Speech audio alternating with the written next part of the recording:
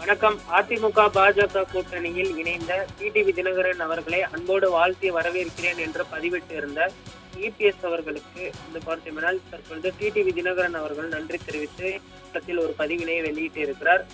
மக்கள் நலனை மையமாக கொண்டு தேசிய ஜனநாயக கூட்டணியில் இணைந்த மக்கள் முன்னேற்ற கழகத்திற்கு தற்பொழுது மனதார வரவேற்று வாழ்த்திய அதிமுகவின் பொதுச் செயலாளர் மதிப்பிற்குரிய திரு எடப்பாடி பழனிசாமி அவர்களுக்கு எனது நெஞ்சார்ந்த நன்றியை தெரிவித்துக் கொள்கிறேன். தமிழக மக்கள் எதிர்பார்த்து காத்திருக்கும் இதய தெய்வம் புரட்சி தலைவி அம்மா அவர்களின் நல்வச்சியை தேசிய ஜனநாயக கூட்டணியின் சார்பில் தமிழகத்தில் மீண்டும் அமைத்திட நாம் அனைவரும் ஒருங்கிணைந்து களப்பணி ஆற்றிடுவோம். கடந்த 4.5 ஆண்டுகளாக இருளில் மூழ்கி இருக்கும் தமிழகத்திற்கும் தமிழக மக்களுக்கும் புதிய வெளிச்சத்தை பாய்ச்சிடும் சரித்திரமிக்க வெற்றியை படைத்திடுவோம் என்ற தற்பொழுது டிடிவி தினகரன் அவர்கள் இபிஎஸ் அவர்களுக்கு எழுதியிருக்கக்கூடிய அந்த பதிவில் தெரிவித்திருக்கிறார்.